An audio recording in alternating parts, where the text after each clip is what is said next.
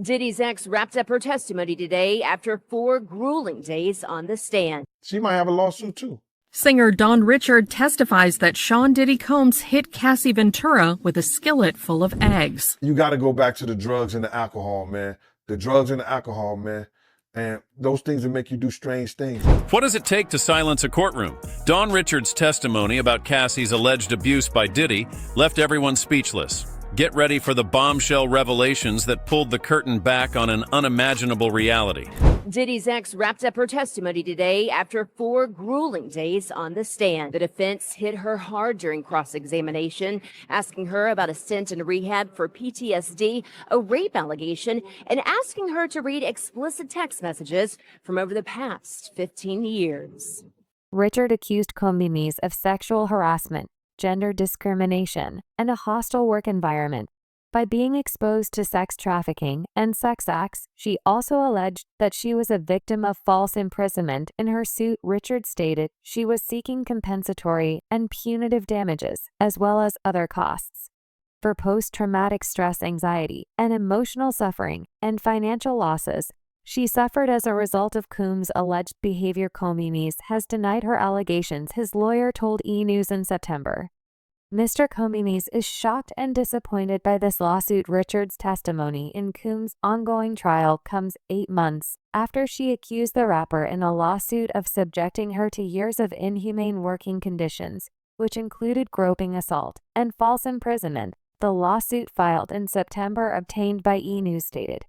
Mr. Combs frequently held meetings with Ms. Richard wearing only his underwear despite Ms. Richard's protests and repeated requests for him to put on clothing. In her filing, the 41-year-old also alleged that Combs ordered her to strip down to her underwear, made demeaning remarks about her body, and entered her dressing room unannounced while she was unclothed and touched her without her permission under the guise of showing the stylist what to do.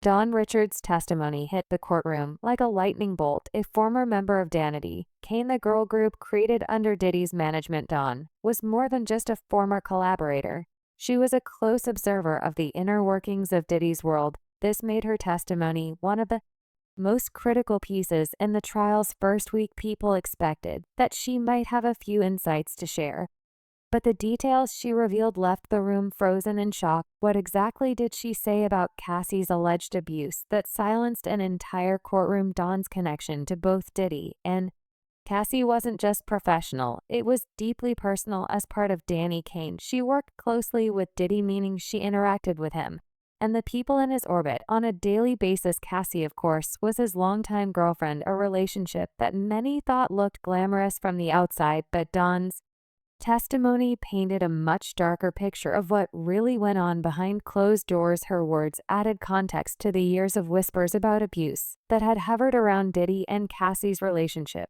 When it was Dawn's turn to take the stand, the courtroom's energy shifted immediately. She described moments where she allegedly witnessed Diddy's angry outbursts, leaving those around him walking on eggshells. According to her, these outbursts didn't spare Cassie, who often bore the brunt of his fury. Dawn was clear that her description wasn't based on rumors, but on things she personally experienced. She was there watching it all unfold. Dawn spoke in detail about one specific incident that left the room in stunned silence without revealing any quotes. She described an argument where Diddy reportedly screamed at Cassie to the point where her physical reaction betrayed the emotional toll his words had taken. It wasn't just the yelling, though it was the menacing tone and the way Diddy allegedly manipulated every situation so that Cassie would feel powerless to defend herself. For Dawn, this moment became etched in her memory, and she described it as one of several instances where Cassie seemed trapped under Diddy's control. The weight of Dawn's testimony didn't just come from the events she described, but from the way it was delivered. Her voice reportedly carried traces of anger and sadness, as though she had been waiting for years to finally speak out. Legal analysts in the room reportedly said that firsthand accounts like hers can be a powerful tool in a trial.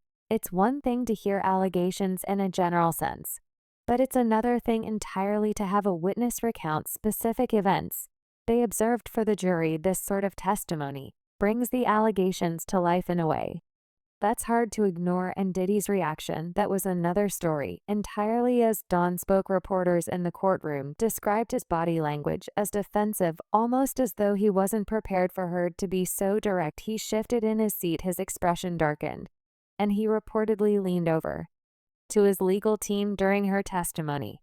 While he didn't interrupt, it was clear he wasn't happy with the picture Dawn was painting. And for good reason. Her words weren't just undermining his carefully curated public image. They were adding weight to Cassie's claims in a way that couldn't be ignored. But the moment that really landed with the jury and the public watching from the outside was when Dawn reportedly said she believed Cassie spent most of her time just trying to survive. Those 5 words hit like a hammer, summing up years of alleged emotional and physical abuse in a way that left many in the courtroom visibly shaken. It wasn't just about the arguments or the alleged control Diddy exercised. It was about how Cassie had apparently lived in a constant state of fear and isolation with no clear way out. Dawn's testimony wasn't just another piece of evidence. It became a turning point in the trial, creating a ripple effect that would inevitably influence how the jury viewed Diddy moving forward. Her account tied into the larger narrative being built around the alleged abuse, adding another layer to the case that the defense will undoubtedly struggle to counter. As the first week of the trial came to a close, Dawn's words hung in the air. They weren't just about her memories. They were about shining a light on a situation that had been hidden for far too long. And with more witnesses expected to testify in the coming days, including others close to Cassie and Diddy, the courtroom is bracing for more revelations. What's next for this trial? Only time will tell. But for now, Dawn's bombshell testimony has set the stage for what could be a defining case in the world of celebrity justice. If she witnessed, and she's saying that she witnessed a gangbang, which actually we know it as called a train. And she worked on the album, The Train to Paris. And like I heard one of the YouTube, it could be Tistel, say that we didn't know what the train to Paris meant. But now we know that the train to Paris was a train in Scotland. It wasn't a train in Paris. It was a train in Scotland. Only time I ever witnessed doing something is when 2 guys and 2 girls would go in the room. And that was just regular. And however they did it, whatever they did, that was their business. But he'd gotten bold enough, whereas that he would do that in front of Dawn and other people at a poolside in Scotland. You sure it was Scotland, man? The courtroom drama hit another level when a shocking piece of evidence was introduced, an audio recording featuring Cassie on the tape. She's reportedly heard threatening a Diddy associate who allegedly had video footage of a heated confrontation. The courtroom atmosphere shifted immediately. What could be so explosive that even the jurors were left visibly stunned? That recording marked a turning point in the trial. It didn't just offer a new glimpse into the toxic web of Diddy and Cassie's relationship, it exposed the emotional chaos both seemed to be caught in the recording played out for the courtroom. And the words carried raw emotion that no one could ignore in it. Cassie's tone was desperate, furious, and unrelenting. Legal insiders described her words as a reflection of someone worn down by years of conflict and pain. Her threats seemed more like the breaking point of someone who felt trapped. Rather than premeditation, it was that emotional rawness that gripped the room. Here's what we know about the tape. Cassie's voice is heard addressing a man believed to be a close Diddy associate. This man allegedly had recorded proof of a violent altercation between Cassie and Diddy. Cassie's voice quivers between rage and determination as she demands answers and makes threats to protect herself. The recording shows just how far their issues extended, not only affecting their personal dynamic, but pulling in others who worked for Diddy. And that level of emotional instability, especially the fear of being exposed, was hard for jurors and onlookers alike to ignore.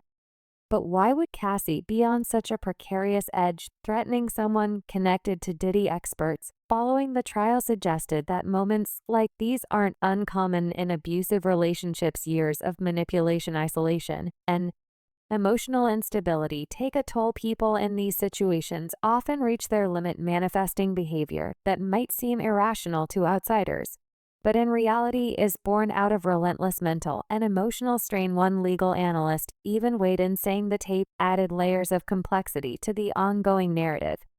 it didn't just back up claims of an unhealthy abusive relationship, it also suggested that Cassie was living in constant fight or flight mode, where her emotional responses became more extreme over time. The tape wasn't a simple moment of Cassie standing up for herself, it also showed the toll of reportedly being controlled, hurt, and boxed into a volatile relationship for years. You could almost hear that desperation in her voice. This wasn't about revenge, it seemed. Like survival for the jury, the audio presented a complicated picture. It amplified the severity of the allegations against Diddy, while also forcing them to unpack Cassie's emotional state. Was the recording definitive proof of her struggles? Maybe not on its own, but when paired with Don Richards' testimony and other mounting accounts, it painted an even clearer portrait of a toxic cycle few could fathom. As impactful as the tape was, it left other questions for the courtroom to consider. Diddy's legal team is expected to argue that Cassie's emotional outburst discredits her claims, painting a picture of instability to sow doubt around her testimony.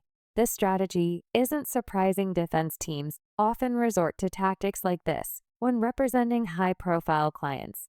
And let's be clear, this won't just stretch into Cassie's words or actions from the recording. Rumors say more of her past, from her mental health to prior personal interactions, will soon be scrutinized by the defense.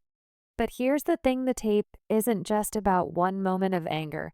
It's about the dynamics behind it. For years, Diddy has been portrayed as an untouchable figure in the music industry, while Cassie has been cast as the girlfriend, her role often reduced to silence or submission in the public eye. That tape cracks that facade wide open. The courtroom wasn't just hearing Cassie's anger, they were hearing her struggle to reclaim power in a relationship where it seemed like she often had none. What comes next could upend everything. Will the defense lean harder into discrediting Cassie, or will more testimony, tapes, or evidence further dig into the realities of their relationship? One thing's certain, the jury is now dealing with not just a trial, but a deeply tangled story of power, control, and emotional fallout, and the next move could change everything. That she's gonna have to bring up into the lawsuit that Diddy stopped the way that she was working and how she could work by the fact that he would change, like you just said. What she would do, bro, he would turn off her mic and don't let her sing songs or don't let her do certain things, a part of the band, when he do her sexual advancements. I don't know what to say about that, brother. All I can say is that, you know, all of it sounds like using his power. He's using his power to get at people that works for him. And when you do that, when they bring you to court, 9 times out of 10, you're going to lose if they can prove it. One text message, Cassie writes, "I'm lost without you." We know now that she called herself Cece for Cassie Combs. We know now that she wanted to have a child with him. Jurors also heard an audio recording where Cassie could be heard threatening to kill a Diddy associate who had video of one of her freak-offs with Diddy. The jurors were shocked. I saw the eyebrows raised. Cassie was asked about receiving a FaceTime from her now husband while she was having sex with Diddy. I think they're trying to use what they can, again, to discredit her. The defense team's strategy to shift the focus onto Cassie's past may have seemed calculated at first, but it ultimately brought new dimensions to the case, ones they likely didn't anticipate, by highlighting Cassie's time in rehab, her struggle with PTSD, and a rape allegation from earlier in her life. They intended to dismantle her credibility. They wanted to frame her as emotionally unstable and unreliable, hoping that these personal battles would weaken her testimony in the eyes of the jury. But their plan came with unintended consequences. Instead of undermining Cassie, it painted a picture of a woman dealing with deep trauma and systemic manipulation. Legal analysts following the trial pointed out that this tactic inadvertently amplified the idea of vulnerability by bringing up her struggles. The defense might have actually strengthened claims about the emotional control Diddy allegedly exerted over her. Cassie's past experiences, rather than discrediting her, made it clearer how someone like Diddy could exploit those vulnerabilities to maintain control in their relationship. One of the biggest talking points was the introduction of intimate text messages between Cassie and Diddy, including one where Cassie wrote, "I'm lost without you." The defense leaned heavily on these messages to paint her as emotionally dependent and to suggest that their relationship, while stormy, was consensual and mutual. But these texts only serve to highlight how complex and fragile their dynamic really was. Experts have pointed out that trauma survivors often express attachment to their abusers not because their suffering didn't exist, but because they've been manipulated into believing they have no alternative. The courtroom heard these texts alongside claims from the defense that Cassie's emotional state disqualified her ability to provide a clear, reliable account of what happened during her relationship with Diddy. Legal insiders said this approach often targets not only a person's testimony, but their entire character. Survivors of abuse frequently face this kind of scrutiny, especially in trials involving high-profile defendants. It's a known legal strategy: highlight inconsistencies, bring up personal struggles, and attempt to create just enough doubt to sway public and jury opinion.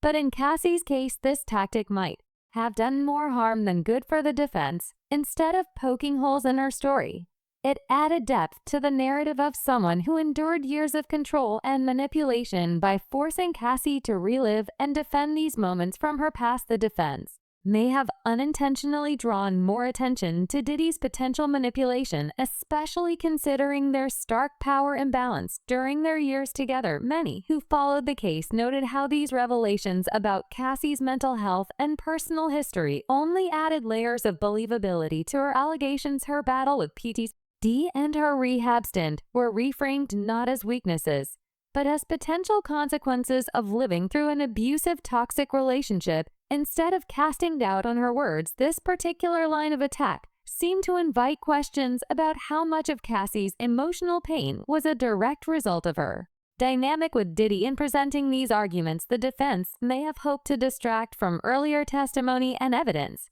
but instead they created a more nuanced portrayal of Cassie as someone trying to navigate unimaginable circumstances. If anything, it emphasized how trapped she may have felt emotionally, mentally, and even physically in their relationship. This unexpected shift in courtroom dynamics is already influencing the way the jury perceives the case. These details push the story beyond just text messages or isolated incidents. It's becoming clearer that this is a story about patterns of behavior, power imbalances, and the toll it takes on those involved. And with more witnesses waiting to take the stand, including former Danny Kane members and people from inside Diddy's professional circle, the narrative is only becoming more complex. Whether intentional or not, the defense's tactics to discredit Cassie might have only underscored the severity of her claims as the trial progresses. The testimonies of others familiar with Diddy and Cassie's relationship will likely continue peeling back layers of this already explosive case.